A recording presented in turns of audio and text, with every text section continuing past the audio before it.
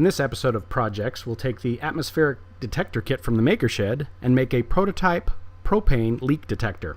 This simple detector, made out of PVC pipe and using one of the gas sensors in the LCD and an Arduino, will allow the user to detect leaks in propane connections, whether it be in barbecue grills or in RVs.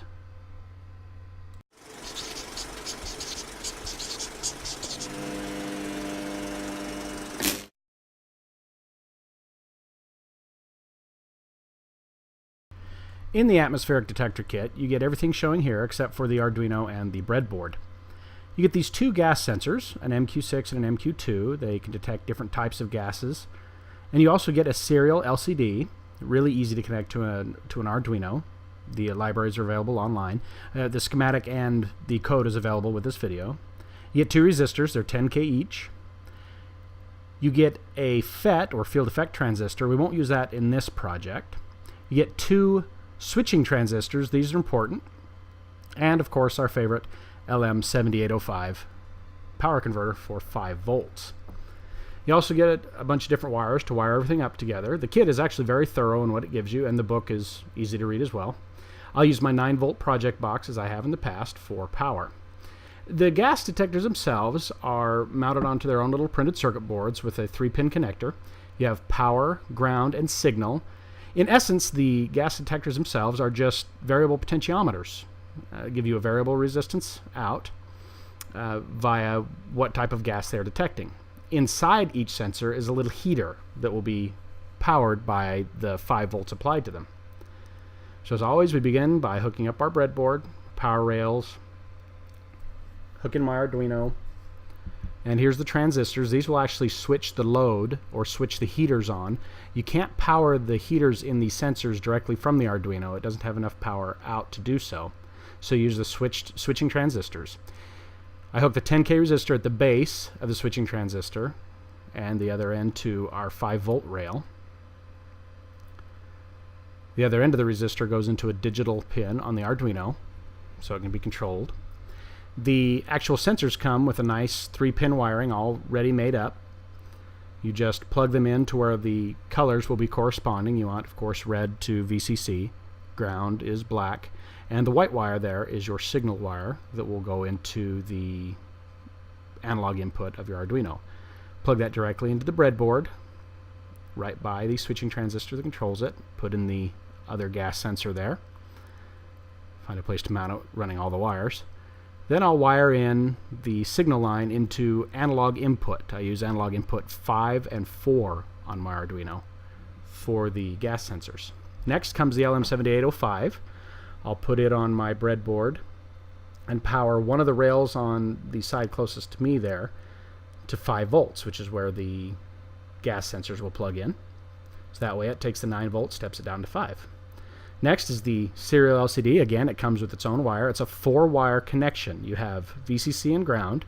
You can use 5 volts, and then of course the ground wire. And you do need the RX and TX for the LCD to work, and that's put into 2 different digital pins on the Arduino. Now when you turn it on, the first thing that will happen is a 10-second buffering. What this is doing is the Arduino tells the transistors to turn on the 5 volts to the sensors, and they start the heater, and that heats them up and gets them to start taking data. After this 10 seconds, you will see that your Arduino is actually gathering the data. Now remember, you'll see 0 to 1023 points in an analog input. That's what we're seeing right now. Over time, if you let them heat up even more, and actually the spec sheet says to give them a 24-hour soak for best use if you want long-term sensing, those numbers will gradually level out. But when gas is introduced, you'll see the one sensor there reacts and the numbers increase when, in this case, propane is present.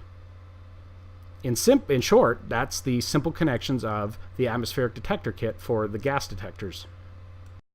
To start building on my prototype, I'll use 3/4 inch PVC.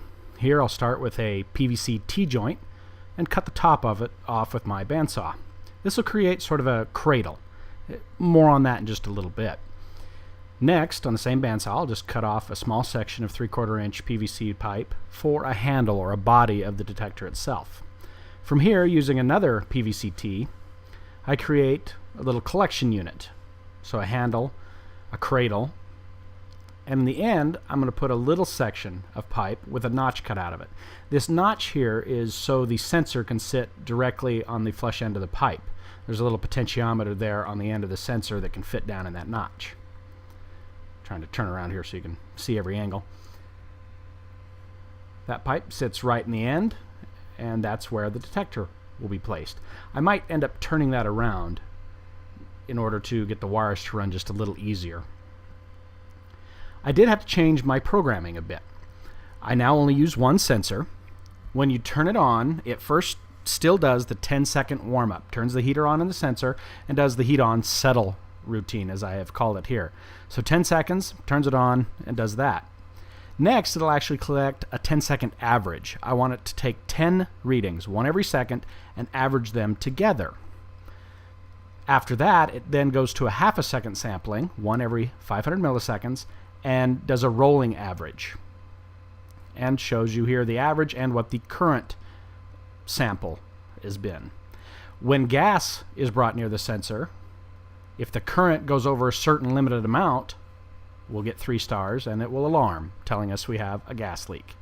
So here's the final creation, the sensor in the end. This is a cradle where you can lay your propane hose or the line that you're scanning. And there I have the readout telling me what the current average is. If we have propane come near or a leak, we get 3 stars, telling us that the rate of propane has elevated, and therefore we have a leak. Perhaps one change I might do is drill a few holes here to allow the gas to escape quicker. Well, now this is our first take at a prototype of a DIY gas detector. I hope it's given you some ideas. Happy building.